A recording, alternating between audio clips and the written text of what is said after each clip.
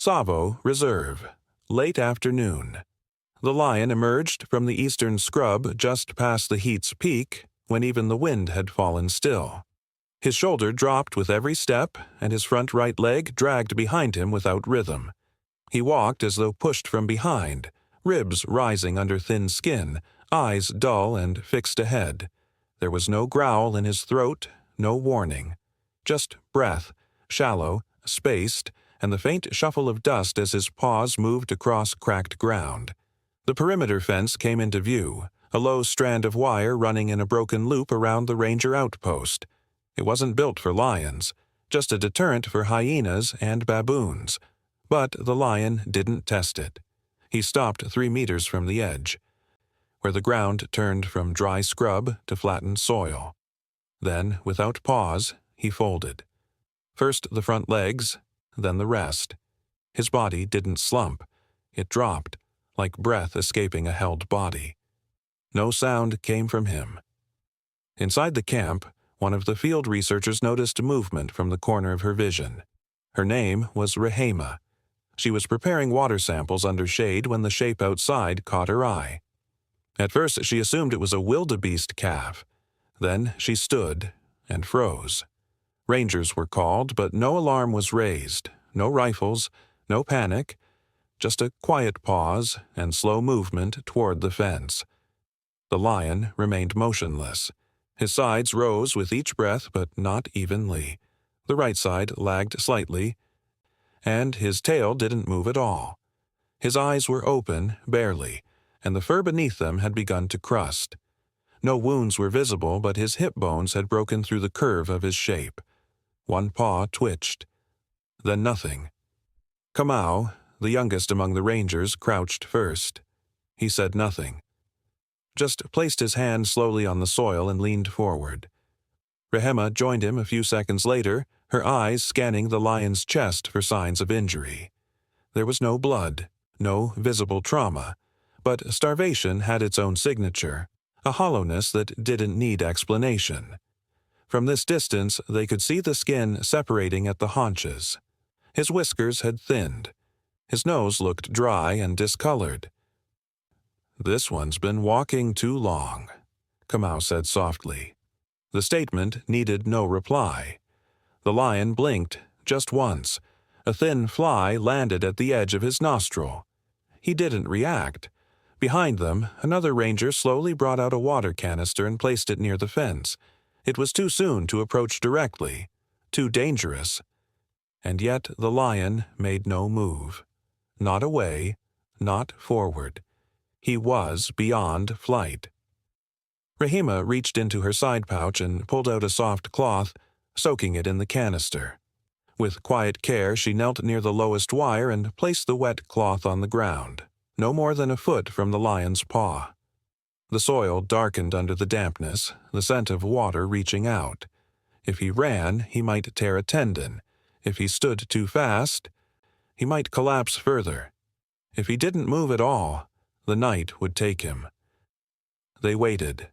Minutes passed in silence. The lion's eyes flicked once to the cloth, then back to the dust.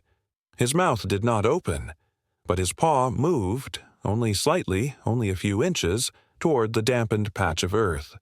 The moment was small, but it was enough. The lion was not done yet. The lion did not shift again.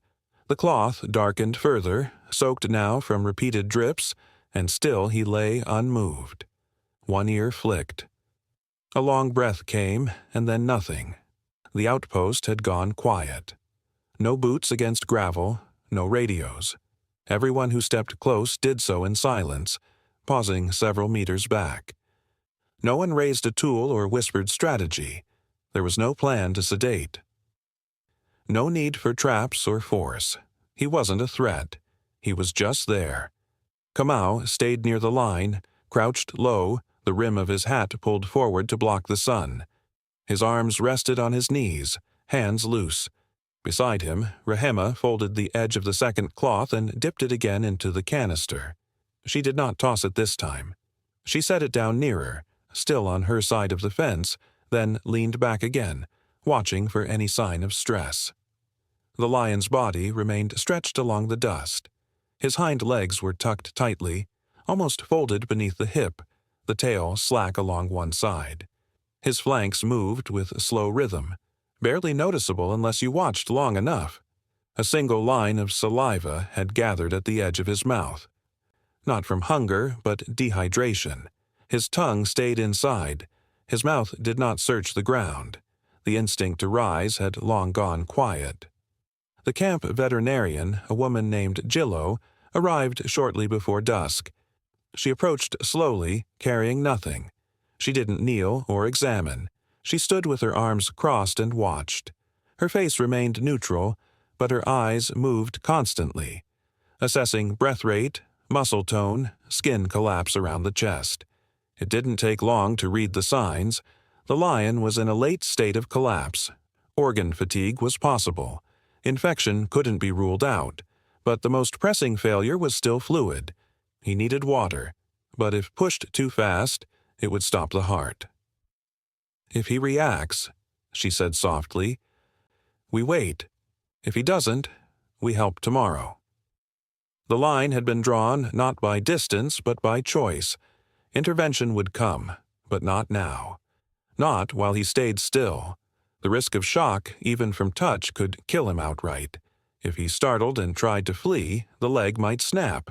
If he fought, they'd have no second chance. So they stayed still, too. Behind the tents, the sun dropped into the lower sky, spilling a burnt orange light across the earth. It softened the lines around the lion's frame, hid the most severe ribs, warmed the dust around his body into something almost calm.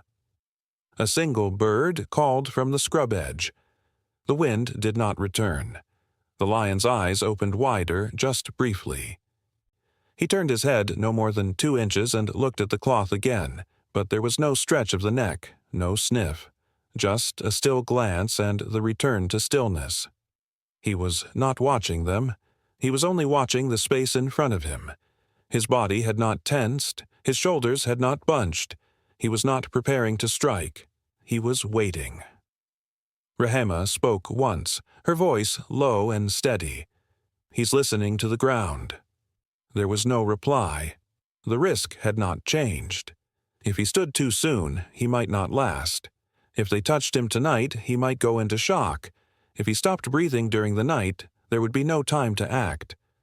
But as long as the earth beneath him held warmth and no human moved too fast, there was a chance.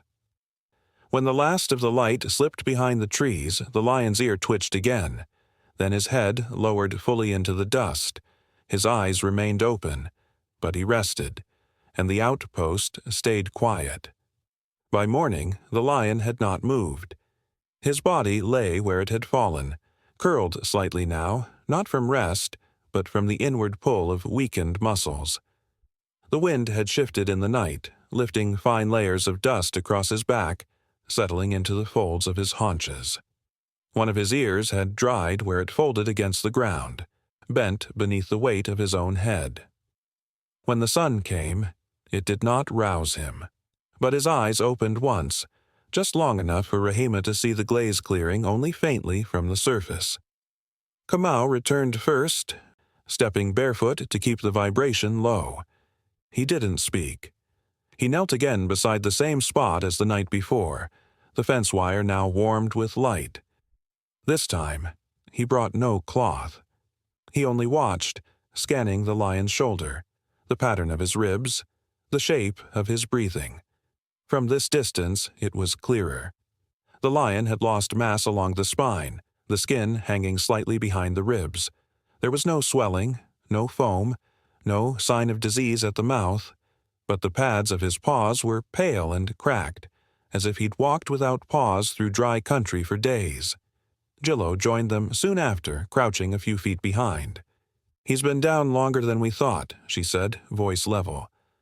"At least 4 days with no water." There was agreement, but no response. The risk was now time. If his kidneys had begun to shut down, rehydration would have to come in small doses, stretched across hours. If pushed too quickly, he could suffer cardiac collapse. But if delayed too long, he would simply slip away under shade, quiet and unseen.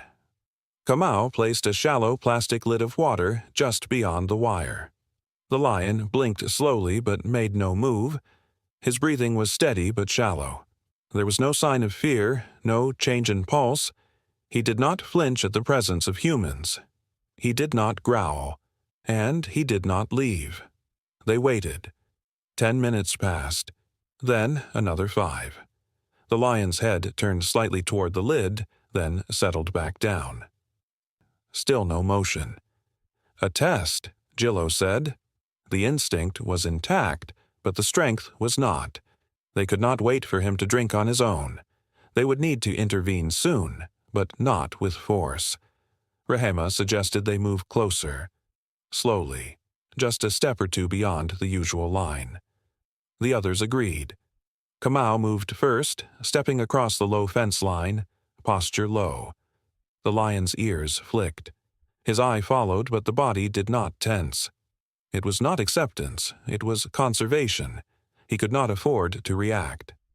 Kneeling now beside him, Kamau whispered, "Easy." One word. A boundary marker. He reached forward, paused, then placed 2 fingers gently near the lion's front paw. The lion did not withdraw. The skin was dry and warm. The fur thinned. Bone pressed outward under every ridge. "If we move him, we break something," Jillo said plainly. "If we don't hydrate, he won't make sunset." The next motion came in preparation. They would attempt subcutaneous fluids just below the shoulder. Not full IV, not sedation, just enough to begin rehydration without strain. A single needle, 1 arm length's reach. They waited another 10 minutes, then moved as a pair, Jillo with the pack, Kamau still at the lion's side. The first prick of the skin drew no reaction. The lion's body twitched once, involuntary. Then stilled again. Fluid entered slowly. Half a liter, then another. There was no sound, only breath and dust rising slightly in the wind. The lion did not rise, but he did not resist. His stillness was not surrender. It was survival, and for now, that was enough. By midday, the lion's breathing had steadied into a slow, quiet rhythm. It was not strong, but it no longer staggered. The fluids had helped. Enough to give his body pause, not recovery. His eyes stayed mostly shut now, not from sleep, but from the need to preserve whatever little energy remained. A breeze passed through the clearing, warm and steady, lifting thin curls of dust from the dry path leading toward the river basin. Nothing else moved. Kamau sat beneath the edge of the outer canopy, legs drawn up, eyes fixed on the lion's side. They had done what protocol allowed, observed, administered fluids, waited. But the waiting grew heavier with each hour. It was Jillo who reminded them again. They could not sedate, not yet. They could not restrain. If they forced movement or overfed the body with hydration, the system might fail. But doing nothing had its own cost. Every minute the lion lay without nourishment or deeper fluids, the chance of organ failure increased. A decision was coming, but no one had spoken it aloud. Kamau stood and walked to the edge of the shade, hands loose at his side. The plastic canister of water sat near the supply rack, untouched since early morning. He picked it up, unscrewed the lid, and tested the temperature with his fingers. Still cool. He returned quietly to the fence line, knelt beside it again, and watched the lion's face. The lion hadn't shifted in 2 hours. His ears were flat now, not from alarm, but fatigue. His lower jaw had settled sideways into the soil, and the muscles at his neck looked soft. But his eyes were slightly open, and when Kamau moved the canister just a few inches closer, those eyes followed the motion. Kamau didn't look back at the others. He pulled the cloth from his belt, dipped it slowly, and held it just above the ground near the lion's forelimb. No words were spoken. Then, gently, he extended his hand farther, over the low fence line this time, crossing the boundary that procedure warned against. The cloth touched the soil. A line of moisture bled outward into the dust. The lion's nostrils flared faintly. His tongue moved once inside his mouth. Then his head shifted, barely, forward. Rehema stepped forward from the shade but did not speak. Jillo did not stop him. The lion stretched his neck no more than half a hand length and placed his tongue, slow and uncertain, against the wet edge of the cloth. The contact was brief, one lap, maybe two, then again. His breathing remained low, his eyes half closed, but the motion was unmistakable. He accepted the offering. Kamau stayed still. His arm did not tremble, but his chest had tightened. Each time the lion licked the cloth, he waited, counted the seconds between, made sure the animal did not rise or pull back or falter. The lion did none of those things. They now faced a different kind of risk. The boundary had been crossed. If the lion startled or panicked, Kamau would be the first to pay. But the lion did not flinch. His body remained low. His paws stretched forward in the dust, and his tail lay curled in place. He drank again, slower now, then stopped. Kamau slowly pulled the cloth away, letting the lion rest. He backed up without turning his shoulders, maintaining the quiet, unbroken pace of the moment. When he crossed the fence line again, Jillo met him halfway. "That was the right choice," she said, low enough for only him to hear. No more water was offered for now. The lion had taken just enough. In the silence that followed, the wind moved again. Light passed over the lion's back, and a few strands of fur lifted where the ribs met the curve of his flank. His eyes closed fully.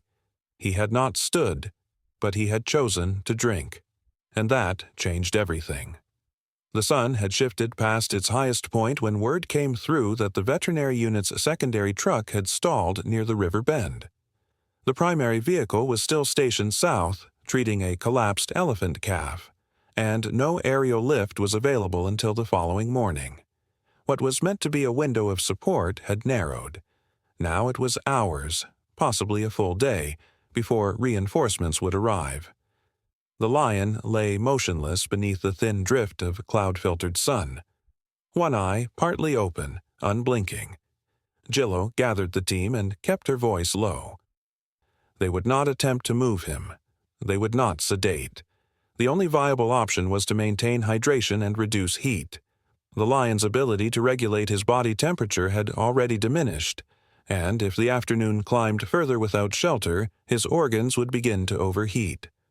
Without shade, even the smallest effort, blinking, shifting weight, could be enough to push him past recovery. Kamau and Rehema worked in measured silence, staking a shade cloth between the metal supply frame and a series of vertical poles. It didn't need to cover the whole body, just enough to shield the lion's torso and head from the worst of the exposure. Every movement had to happen slowly. The cloth flapped once in the wind, and the lion's ear shifted slightly. No other part of him moved, not even his tail. Once the cloth was secured, they turned to fluids. They'd already administered one slow infusion the day before, but now it would be done in intervals. Subcutaneous, again, low volume. No feeding, no force. Jillo knelt just behind the lion's ribs and inserted the needle, letting the drip begin over 12 minutes. Kamau stayed near the lion's head, a single soaked cloth in his hand, dabbing at the soil nearby to keep the scent of water close. They watched for signs of rejection, muscle tightening, eyes dilating, shoulder twitching, but the lion gave none. The body accepted what it could. No more. The first twitch came without warning. A soft, involuntary flick of the tail, low and tired. Jillo froze. The others did too. Then it came again, slower this time, barely a movement, but enough to show nerve response was returning. They noted it, but did not celebrate. With animals this depleted, reflex could mean many things. Recovery, discomfort, or the start of neurological collapse. They wouldn't know until the fluids moved deeper into the tissue. Still, they took it as signal. Time mattered now more than ever. If he began to stir, the decision to stand would come next, and if he stood too early he could collapse forward, dislocate a joint, tear the front leg, or worse, suffer internal rupture. If that happened, there would be no time to help. They adjusted the cloths again, slightly higher to allow airflow beneath. The wind had thickened, lifting scent from the soil and stirring the dry brush to the east. Kamau moved another damp cloth toward the lion's front paw and left it there, stepping back. No response. The lion's head remained turned slightly to one side, tongue visible between parted lips, dry and slow. "He's trying," Rehema whispered. Jillo did not reply. She adjusted the saline line again, then stopped it altogether. Any more in this round would risk pushing too far. They would wait 40 minutes and assess again. Every hour mattered. The delay in veterinary support narrowed their options. If his condition worsened, they would have to decide between risking sedation for full transport or watching nature take its course. Neither outcome could be undone. The lion's ear twitched again. His hind paw shifted in the dirt, leaving a faint groove. From a distance, it looked like rest, but those who stood near knew better. He was somewhere between holding on and letting go, and they had met him at the line in between. The shade cloth rippled once, quiet and even. Dust moved around the lion's body like a low breath through grass. His side rose and fell with faint rhythm. No change, but no retreat. The wind shifted just after dusk. It rolled in low and dry from the western ridge, pulling fine threads of dust across the clearing and lifting the edge of the shade cloth where it had been pinned too loosely. The sky deepened in slow layers of gray-blue, and the thorn trees cast long shadows across the open ground. Most of the team had retreated to the inner camp, rotating watch in quiet pairs. Kamau stayed behind. He sat a few meters from the lion, hands resting on his knees, listening to the wind move through the brittle grass. The lion hadn't stirred again. His breathing had stayed level, his flanks rising with each cycle, slow but steady. The sun's heat had faded from the soil. The water cloths had dried. Jillo had ordered no further fluids until morning. They had done what they could. The next hours were waiting hours. Kamau stood slowly and turned toward the equipment tent, ready to rotate out. But something caught in the edge of his sight. Movement too purposeful to be wind. He stopped, squinted toward the east ridge. Between the sparse thorn branches, something moved. Low, cautious, the silhouette was unmistakable. Another lion. Leaner, lighter in step, not stalking but weaving, stopping every few paces. Her body angled slightly, not forward but circling. Her tail flicked once, a sharp motion against the slow grace of her pacing. Kamau didn't call out. He stayed where he was, breath quiet, hands still. The lioness moved like she wasn't sure what she had found. Her head was low, close to the scent of the ground. Her ears shifted with each footfall, catching noise from the trees and the fence line. She didn't look toward the humans. She looked past them, toward the motionless shape under the cloth. Jillo stepped out of the tent just as Kamau raised a hand. She froze in place, eyes locking on the distant figure. Rehema appeared next, then 2 more rangers. No one moved forward. The wind covered the space between them. The lioness paused at the base of a low rise, not 20 meters from where the first lion lay. Her breath was visible now, soft puffs in the cooling air. She made no sound at first. Then, on the next step forward, she let out a low, short call. Not a roar, not even a growl. Just a sound, half breath, half voice. And she waited. The fallen lion did not move. Again she called, barely louder than the wind. The first response was so faint it was easy to miss, a twitch of the lion's ear, no more than a shift in the fur.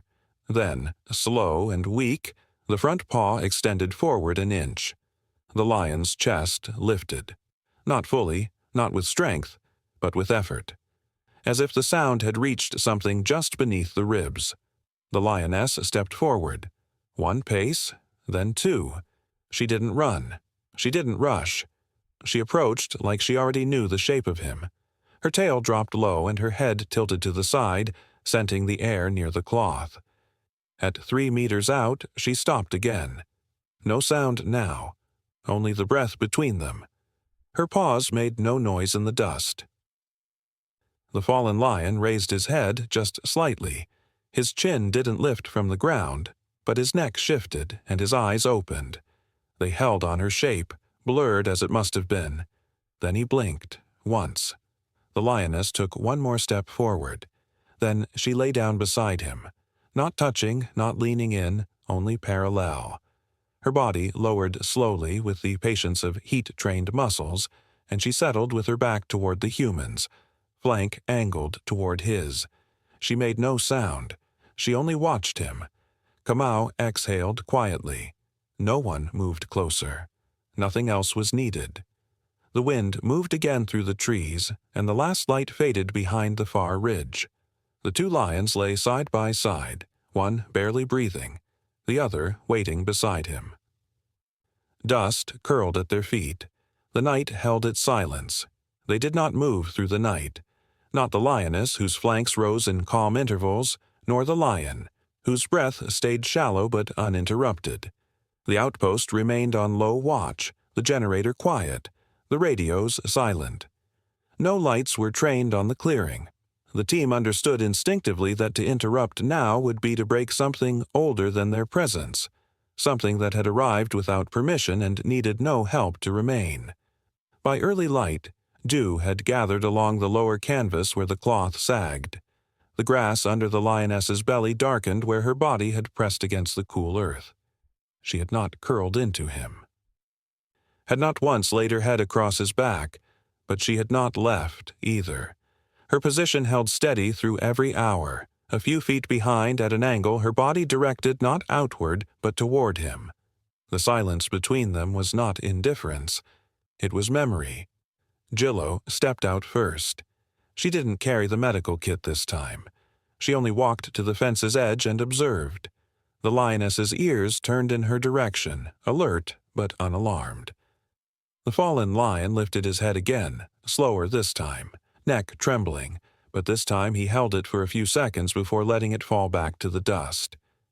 A shift, small, but present. The body was responding. Kamau came next. He didn't cross the fence. He stood beside Jillo and waited. From where they stood, the view was unchanged. The lioness still had not made contact, but every line of her posture read as presence. She did not rest. She did not sleep. She watched. It was Rehema who said what the others had been thinking.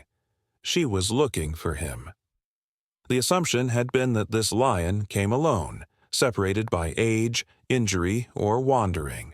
But his lack of aggression, the way he collapsed without tension, his tolerance of human scent, it no longer looked like surrender. It looked like delay, like he had held on until something could reach him. The team moved slowly through their routine. Fluids were administered again, this time in smaller quantities. No reaction from the lion. But the intake was steady. His pulse remained weak, but no longer dipped after each effort. The tail moved once. A cough came, dry, low in the throat, but it came with the head lifted, not flat against the earth. The lioness didn't flinch at the sound. She only turned her head slightly, eyes resting on him. She didn't move closer. She didn't offer comfort, but she stayed. That decision, her decision to stay, carried weight. In the wild, energy is rationed. Time is spent where it is earned. That she remained, uncalled, unprovoked, told them more than observation ever could. These two were not strangers. Kamau refilled the canister and left a soaked cloth again at the edge of the lion's paw. The lion did not drink. But his nose flared slightly as the scent lifted from the soil. The lioness lowered her head once, not in rest, but in acknowledgement. Then she lifted it again and resumed her watch. The breeze returned near midday, brushing softly through the acacia leaves, carrying dust in low spirals. The shade cloth lifted at one edge and settled again.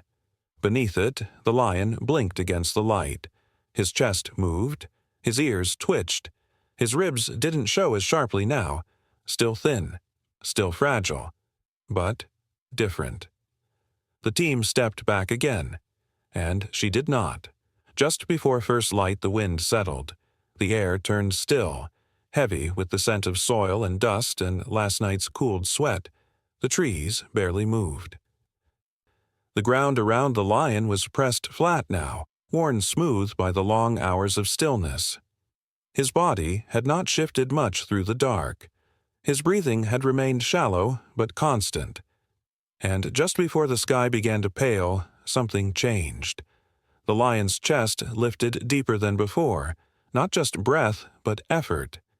His front paw stretched forward, slow and stiff, claw half buried in the dirt.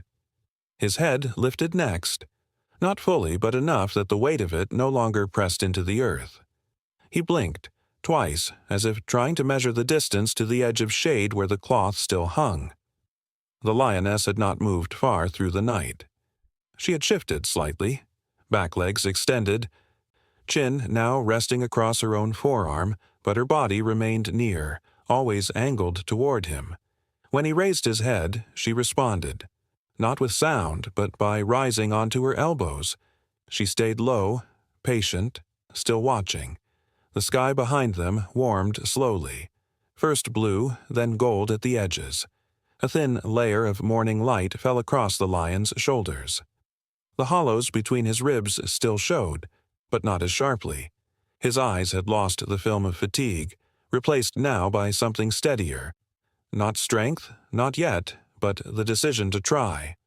The lioness stood fully, one leg at a time, tail swinging low, steps soundless. She circled once behind him and paused. Her muzzle pressed gently to the base of his shoulder. Not a push, not a command. Just contact. And he moved, first a shift in weight, back legs drawing beneath him. The motion trembled, paused, then held. Then the front legs. Slower. He hesitated midway, breath loud in his chest. The ground beneath his paws was uneven, soft in places, but his balance held. He stood, shaky, ribs lifted, legs braced like brittle wood, but he stood. The lioness waited beside him. Close now.